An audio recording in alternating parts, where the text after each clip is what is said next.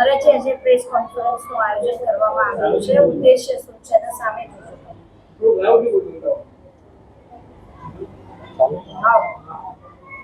જય સિયારામ, જય રણછોડ, જય જગન્નાથ। આજે આપ સૌને અને પ્રેસ મીડિયાને બોલાવવાનું એકમાત્ર કારણ છે કે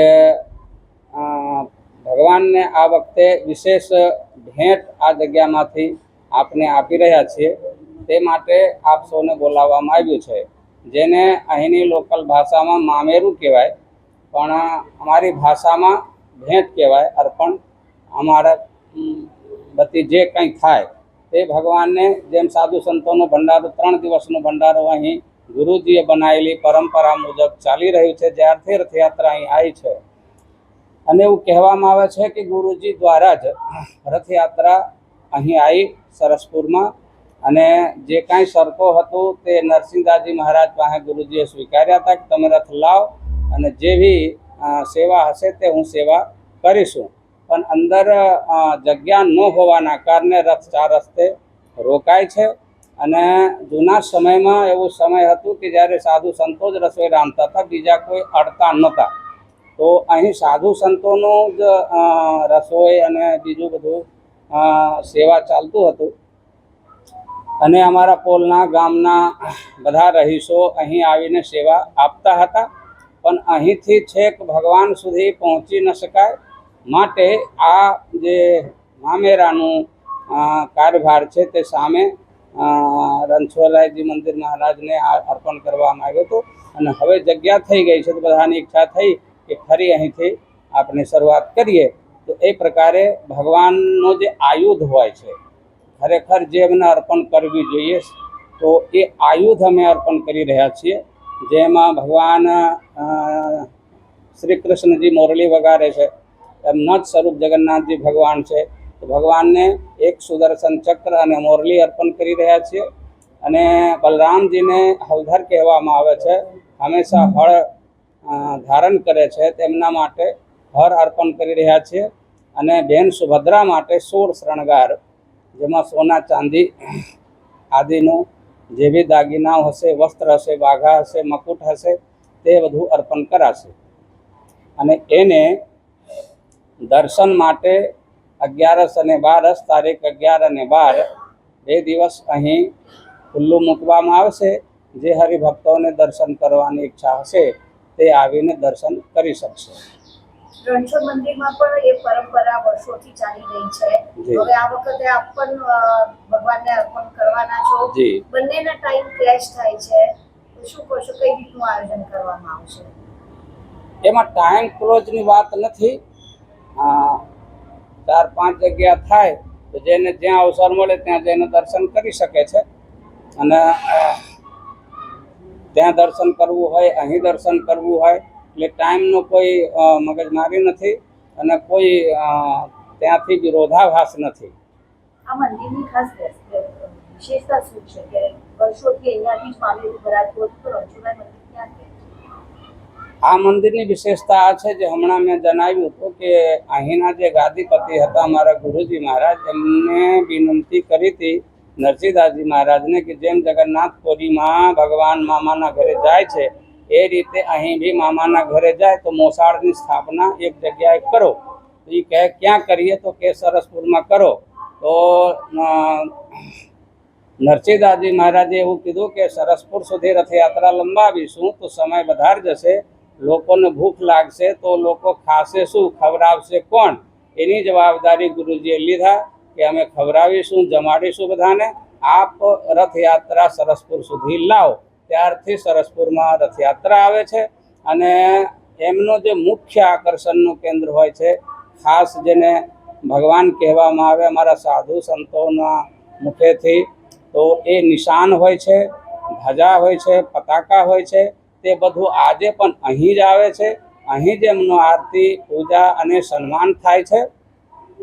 અને આમાં વિશેષતા આ વર્ષે આ છે કે ખાસ કરીને ભગવાનનું આયુધ અર્પણ કરવામાં આવશે। આ વખતે જ કેમ નથી કરવામાં આવ્યું? કારણ કે વર્ષોથી એવું કહેવાય છે શરૂઆત અહીંયાથી થઈ હતી, તો આપણે પહેલા ભેટ સોગાદ આપ્યા નહીં, હવે આપણે આપી રહ્યા છે, હવે તમે મામેરું કહી રહ્યા છો. એનું પહેલા કોઈ મહત્વ નહોતું, પહેલા થતી નથી, અને હવે ખાલી ફૂલહાર, ધોતી અને પીતાંબરી અને માતાજીનું વસ્ત્ર અર્પણ કરવામાં આવતું હતું. જેમ જેમ સમય ભક્તોની લાગણી વધતી ગઈ છે તેમ તેમ વસ્તુઓ વધારતા ગયા છે. તો એ રીતે આ વખતે પણ લોકોની ઈચ્છા હતી, અને અહીંના જોડાયેલા જે હરિભક્તો છે અમે બધા ભેગા મળીને વાત કર્યા કે ભગવાનનું જે આયુધ હોય છે, જે કાયમ ધારણ કરે છે, એ જ વસ્તુ આપણે અર્પણ કરીએ તો સારું લાગે અને એક અનોખું લાગે. બધા ભક્તોમાં એક જોવાની લાગણી સારી લાગે. આ વખતે 3-4 થશે. એક મામેરા તો ત્યાં જ થાય છે જૂનું, પછી રથ આવ્યા પછી અહીં ચાલુ થયું, જગ્યાના ભાવે ત્યાં ફેરવી દેવામાં આવ્યું, હવે જગ્યા થઈ તો ફરી અહીં ચાલુ થઈ ગયું.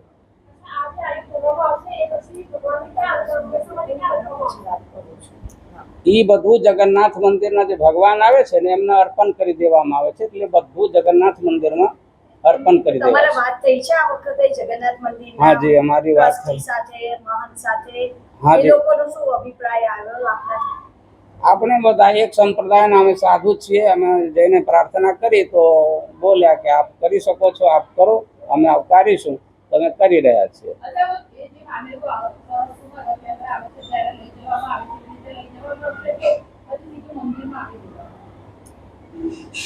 ના, જે વિધિઓ થાય છે તે પ્રમાણે. હા, ત્યાં લઈ જવા. તમને એવું નહીં લાગતું ભક્તો કન્ફ્યુઝ થાય કે અહીંયાનું મામેરું નિહાળે કે ત્યાંનું મામેરું નિહાળે? નિહાળતા જ રહો આખી જિંદગી. હું તો ભગવાનને વિનંતી કરું છું, 50 મામેરા હોય, જાત જાતના હોય, નિહાળવા આવે છે શું ભક્તો, એ તો નિહાળશે. શું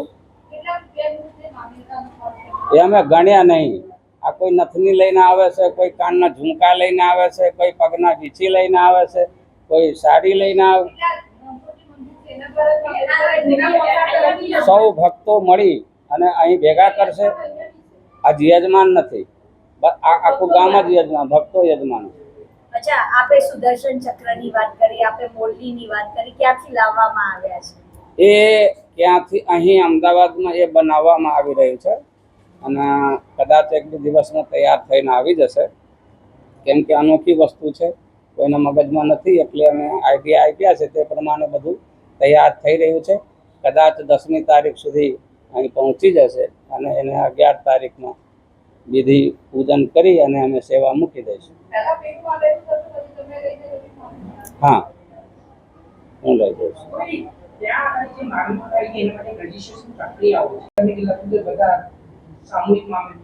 પારંપરિક છે એનું નેક્સ્ટ યર 150 યર્સ થઈ રહ્યું છે.